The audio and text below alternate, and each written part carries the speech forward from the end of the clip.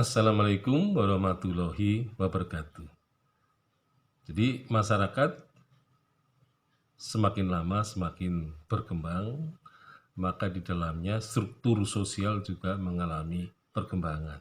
Nah, di dalam struktur sosial itu terdapat eh, profesi-profesi yang terutama berkaitan dengan kehidupan ya, masyarakat gitu ya. Jadi tentu saja dalam kehidupan manusia membutuhkan eh, banyak kebutuhan, baik itu kebutuhan yang inti, yang pokok, maupun kebutuhan yang bersifat komplementer.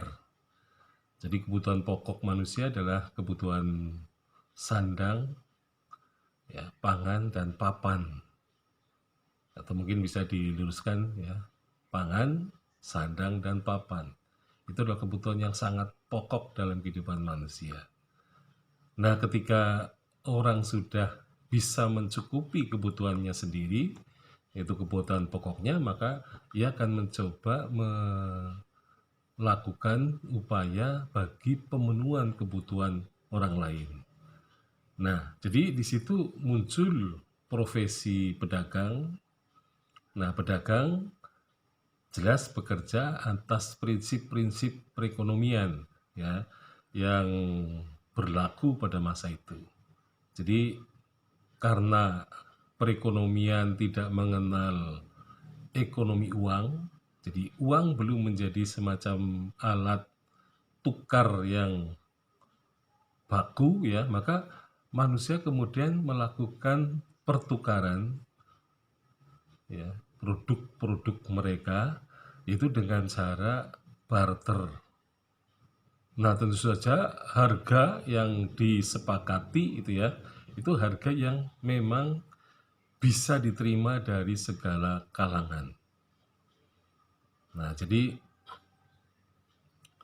manusia bisa menentukan harga pangan itu tinggi atau tidak tinggi. Ini berdasarkan kebutuhan masyarakat yang sedang sangat penting gitu ya.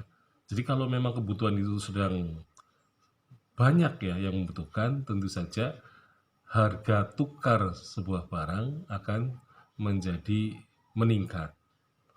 Nah, jadi dalam sistem perekonomian ya masyarakat pada zaman dulu, eh, barter itu adalah pertukaran yang sangat sederhana dan praktis gitu ya.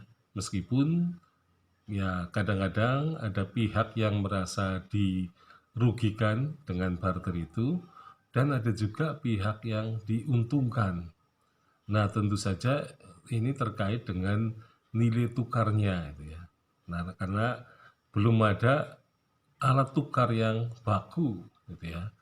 Nah, sehingga bisa jadi nilai tukar suatu barang sangat tinggi bila dibandingkan dengan seperti beras misalnya. Jadi petani bisa merasa rugi kalau harga nilai atau nilai tukar beras lebih rendah jauh misalnya dengan misalnya kambing atau sapi misalnya.